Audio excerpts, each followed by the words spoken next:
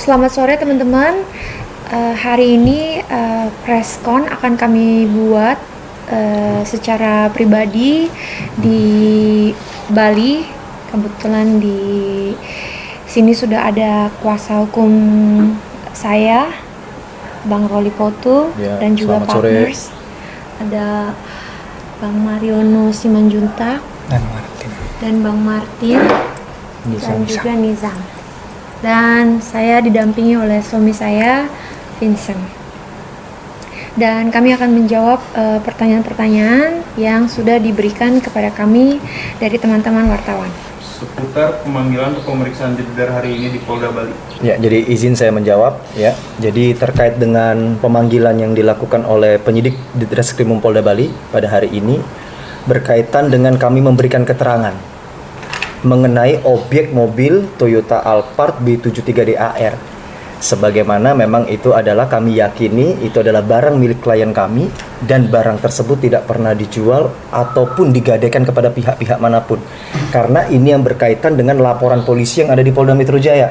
Kan begitu kan, kami telah melaporkan segala kerugian kami di sana, kan begitu. Bahkan bukti-bukti, saksi-saksi fakta yang mengetahui hal tersebut telah kami ajukan untuk dilakukan pemeriksaan lidik maupun sidik.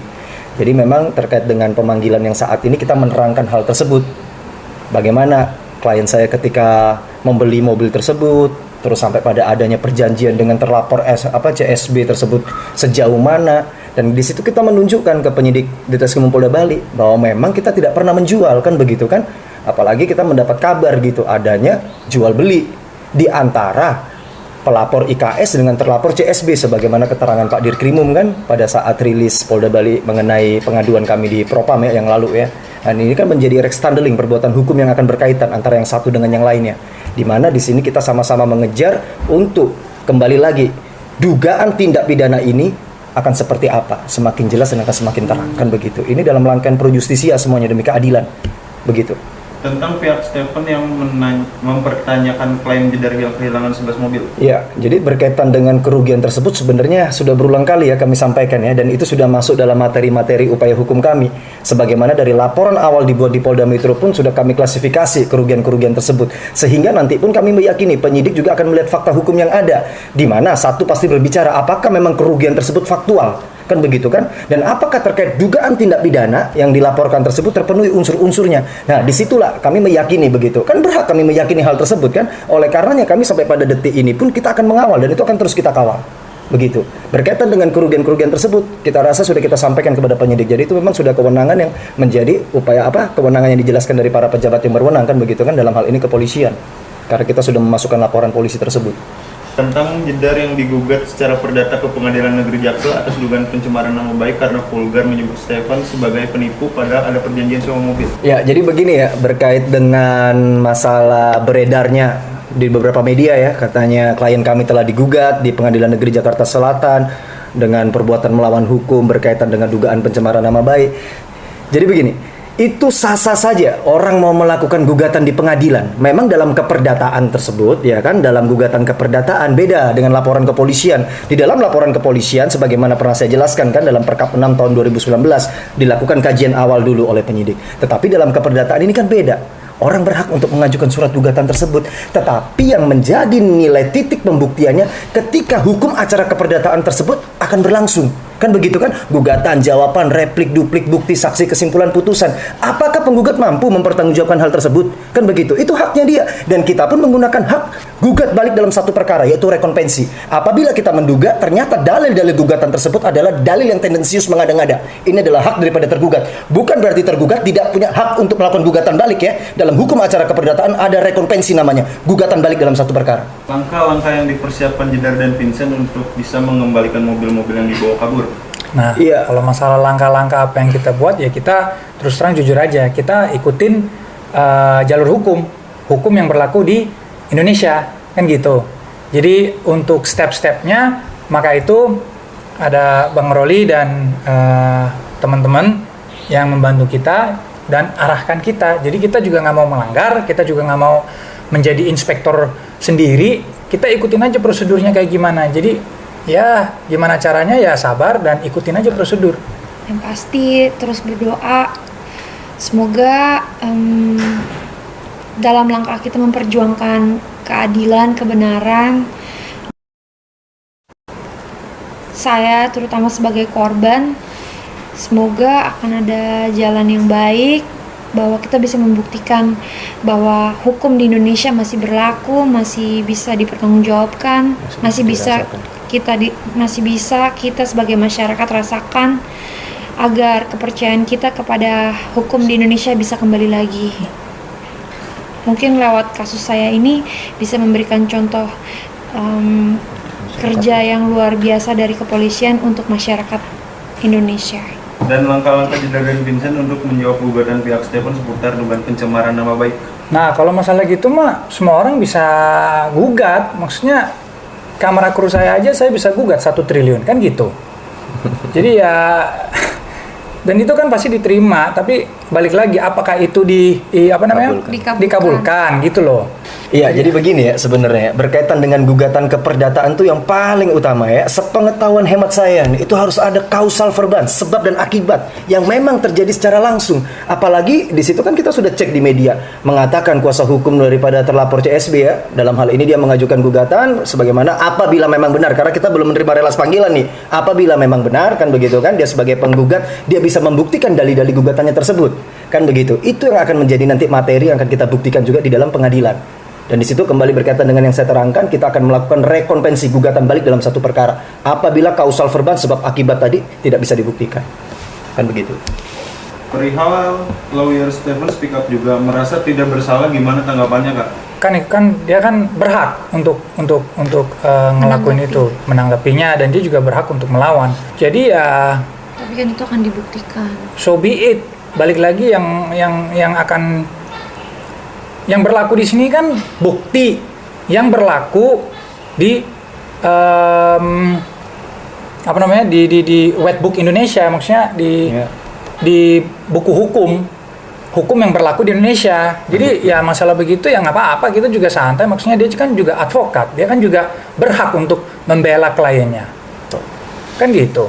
Soal 11 mobil dan rugi 9,8 M Kak Jedar, katanya nggak ada dasar hukumnya dan nggak ada buktinya, itu gimana Kak? Ya kembali lagi ya berkaitan dengan masalah klasifikasi kerugian itu kan sebagaimana kita sudah melakukan laporan polisi dan sedang diperiksa oleh kepolisian, penyidik dalam hal ini, itu akan menjadi materi juga bagi penyidikan begitu. Artinya ketika kita melapor kita akan mempertanggungjawabkan hal-hal tersebut kan begitu kan? Karena apa yang kita ceritakan ini fakta hukum, fakta peristiwa, fatalik yang nyata itu loh. Jadi artinya di sini bukan kita asumsi, otomatis secara mutatis mutandis ya kan. Apabila kita berani mendalilkan pasti kita berani membuktikan.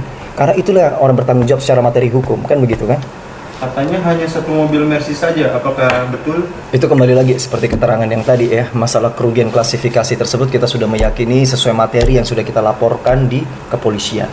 Jadi itu nanti juga mungkin boleh ditanyakan kepada humas yang bersangkutan ya. Dalam hal ini LP kita di Polda Metro Jaya mungkin bisa ditanyakan ke Bit Humas sejauh mana progres tersebut untuk bisa mengklasifikasi dugaan unsur tindak pidananya berkaitan dengan bukti-bukti yang sesuai dengan fakta hukum. Kan begitu, kita kembali lagi karena sebenarnya dalam lidik sidik ini kan sifatnya offscoring, tertutup, dan kami menghargai itu. Kami tidak mau melampaui batas kewenangan, tetapi di sini kita optimis, kita terus mengawal kan begitu kan, supaya terhadap dugaan tindak pidana ini ya kan jelas dan tegas begitu, mengatur apakah memang korban bisa membuktikan, apakah terlapor memang benar tidak bersalah, kan itu yang menjadi titik pembuktian nanti. Apakah benar Stefan menjual ke Komang? Ya, jadi begini, berkaitan dengan fakta hukum apakah benar ya terlapor CSB tersebut menjual kepada orang lain, ini kan berangkat daripada keterangan dari Bapak Dirkrimum Polda Bali sendiri, sebagaimana dari surat yang kita memohonkan klarifikasi dan informasi berkaitan Alphard B73DAR sudah ada jawaban juga, kan begitu kan, di dalam surat ini sudah disebutkan gitu loh, bahwa serta kendaraan tersebut telah dibeli oleh Ikomang Suwardika dari seseorang yang bernama Christopher Stefanus Budianto dengan harga 1M250. Jadi kita di sini nggak mau asumsi, kita nggak mau berdalil-dalil yang tanpa dasar, tetapi berdasarkan fakta hukum yang terus berkembang. Progres perkara ini kan harus ditemukan, kan begitu kan? Apakah memang dugaan tindak pidana ini semakin jelas dan terang? Tujuan kita ini di sini kembali kok, pro justisia, demi keadilan. Kita meminta kepastian hukum itu berkaitan dengan apa? Demi keadilan, pro justisia. Itu yang harus digarisbawahi. Gimana laporan di Polda Bali saat ini? Berkaitan dengan laporan di Polda Bali itu sebenarnya personnya itu bukan daripada klien kami. Orang lain yang melaporkan, terlapor CSB juga, dalam hal ini kan IKS ya, inisial IKS yang melaporkan. Jadi sebenarnya kami di situ kenapa kami memohonkan klarifikasi karena berkaitan dengan objek tadi Alphard B73DAR. Karena klien saya meyakini juga bahwa itu memang miliknya dia dan tidak pernah dijual, tidak pernah digadaikan. Disitulah maka kita minta tolong dong diklarifikasi kan begitu kan. Kita minta supaya hak hukum kita juga didengarkan kan begitu. Bagaimana cerita berkaitan dengan Alphard tersebut kan begitu. Apakah bisa pemanggilan kepolisian untuk laporan pidana bisa dikuasakan ke kuasa hukum? Iya, jadi ini sebenarnya pertanyaan yang harusnya lucu ya kalau dijawab bagi seorang advokat ya. Karena saya rasa setiap advokat juga memahami gitu. Dalam proses peradilan pidana, hukum acara pidana, advokat itu sifatnya hanya mendampingi kliennya. Baik kliennya itu diperiksa sebagai saksi ataukah kliennya diperiksa sebagai tersangka kan begitu kan? Dia hanya mendampingi saja kan di situ. Dan panggilan polisi itu melekat pada pribadi seseorang yang dipanggil. Bukan artinya bisa diwakilkan seperti keperdataan. Berbeda domain itu, domain pidana dan domain perdata. Karena domain pidana itu mengejar pro justisia, sebagaimana sifat daripada hukum pidana adalah hukum publik. Ya, di situ yang harus digarisbawahi. Dan dalam hal ini juga kita meminta kepada penyidik, apabila telah melakukan pemanggilan terhadap terlapor CSB tersebut, apabila dia tidak menghadap, seharusnya bisa diberikan surat perintah membawa. Sekalipun ya kan, terlapor tersebut belum ditetapkan statusnya sebagai seorang tersangka, sebagai seorang saksi saja dia bisa kan begitu kan, untuk diperintah untuk dibawa paksa, diperiksa kan begitu, berkaitan dengan BAP-nya. Karena itu berkaitan dengan Perkap 12 tahun 2009 pasal 64. Di situ boleh kuasa hukum terlapor baca. Prosedur hukum jika pemanggilan terlapor mangkir berulang kali. Ya kembali yang saya jelaskan tadi, dalam Perkap 12 tahun 2009 pasal 64 itu sudah jelas ya kan, penyidik yang telah melakukan panggilan berturut-turut kepada seorang saksi atau tersangka bisa diterbitkan surat perintah membawa. Karena tiada seorang pun yang bisa menghindar daripada panggilan pejabat yang berwenang. Ini karena kembali lagi demi tegaknya hukum pidana yang sifatnya publik, pro justisia, demi keadilan, kan begitu kan? Karena nanti ini berkaitan, semua rectandeling ini akan berkaitan dengan sampai pada apa? Putusan pengadilan, kan begitu kan? Ini rangkaian yang tidak bisa dilepaskan. Oleh karena dalam sistem hukum acara pidana pasti ada tahapan-tahapan, kepolisian, kejaksaan, baru pengadilan, sehingga setiap institusi tersebut pasti memiliki peraturan, reglemen yang berbeda-beda, kan begitu. Nah itu poinnya. Gimana pendapat hukum Bang Roli setelah ada pernyataan dari Polda Bali bahwa ada jual beli antara CSB dan IKS? Iya, berkaitan dengan kabar yang kami terima dan fakta hukum yang memang sudah disampaikan oleh Polda Bali sendiri ya, telah ada jual beli berkaitan dengan B73DAR barang milik klien kami, pasti kami akan melakukan upaya hukum. Karena di situ berarti ada dugaan tindak pidana pasal 480 penadaan. Kan begitu. Karena apa? Memperoleh suatu barang, suatu kebendaan itu harus diperoleh dengan syarat-syarat suatu perjanjian yang sah. Jual beli kan di situ kan dikatakan berarti kan ada perjanjian yang sah di situ 1320 ayat 4 ya, suatu sebab yang halal. Itu yang harus diperhatikan dulu kan begitu. Apakah jual beli perjanjian tersebut sudah sah menurut hukum? Apakah dia null and void, batal demi hukum? Ada cacat formil, cacat material, itu yang akan kita lakukan upaya hukum berkaitan hal tersebut. Oke, pertanyaan terakhir, apakah Jedar mengenal IKS? Saya pernah dikenalkan oleh CSB, saudara IKS sebagai investor dari CSB.